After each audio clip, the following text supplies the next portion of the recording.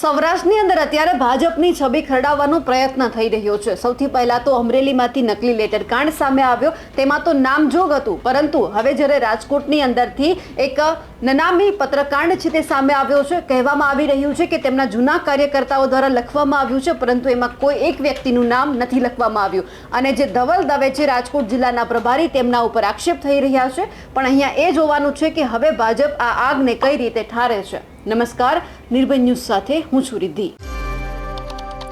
જે રીતે રાજકોટ જિલ્લા પ્રભારી ધવલ દવે છે, એમના ઉપર આરોપ મૂકવામાં આવ્યા છે કે ઘણા બધા વ્યક્તિ સાથે એમણે મળીને ઘણા બધા હોદ્દા એમણે મેળવ્યા છે। ખાસ કરીને રત્નાકરજી છે, તેમના ઉપર પણ આરોપ મૂકવામાં આવ્યો છે અને કહેવામાં આવી રહ્યું છે કે ધવલ દવે છે એવું કહી રહ્યા છે આ પત્રની અંદર કે હવે આવનારા સમયમાં પાટીદાર સમાજ છે તેમનો પાવર ઉતારી દેવામાં આવશે અને ખાસ કરીને જે રત્નાકરજી છે તેમના ઉપર પણ સવાલ અહીંયા ઊભા થયા છે, કારણ કે જ્યારે આવા સંગઠનની સામે પડવાની વાત હોય છે ત્યારે પત્ર લખવામાં આવે છે, તો એ પત્ર રત્નાકરજીના નામે લખવામાં આવે છે, પણ આ પત્રમાં તો જે રત્નાકરજી છે તેમના ઉપર જ આરોપ લગાવવામાં આવ્યા છે। જ્યારે નનામી પત્રકાંડ સામે આવ્યું તેમને લઈને અમે જે ભાજપના પ્રવક્તા છે યજ્ઞેશ દવે, તેમની સાથે વાતચીત કરી તે સાંભળીએ। યજ્ઞેશભાઈ, નિર્ભય ન્યૂઝમાં આપનું સ્વાગત છે। જે રીતે અત્યારે એક પત્ર ફરી વાયરલ થયો છે અને આ જે ધવલ દવે છે એમના નામનો હવે પાર્ટીની અંદર અંદરોઅંદરના જે ડખા સામે આવ્યા છે, આ પત્ર કેટલો સાચો છે? પાર્ટીની અંદર અંદરોઅંદરની વાત નથી હોતી। આવો પત્ર એ વ્યક્તિ પોતાની જાતે પોતાનું નામ ના આપી અને આવા નાનામાં છે કે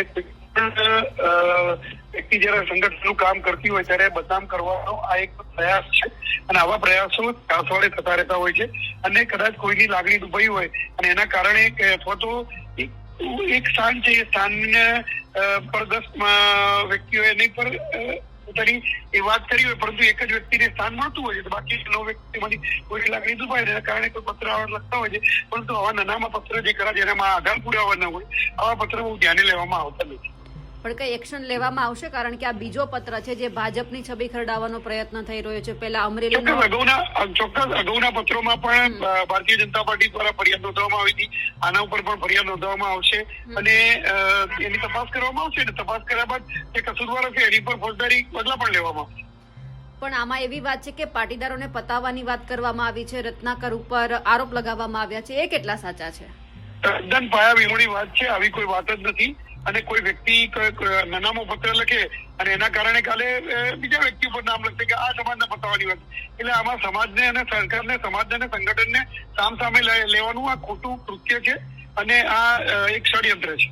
તો તમે ધવલ દવે સાથે વાતચીત કરી છે? કારણ કે એમનું નામ આવ્યું છે, બીજા પણ પાટીદારોના નેતા છે જેમ કે અલ્પેશ ઢોલરિયા છે, ધવલભાઈ દવે સાથે પણ મેં ધવલભાઈ દવે સાથે પણ વાતચીત કરી, રત્નાકરજી સાથે પણ વાતચીત કરી। આ પત્રમાં લખાયેલા તમામ જે એ આધાર પુરાવા વગરના પાયા વિહોણા આક્ષેપો છે।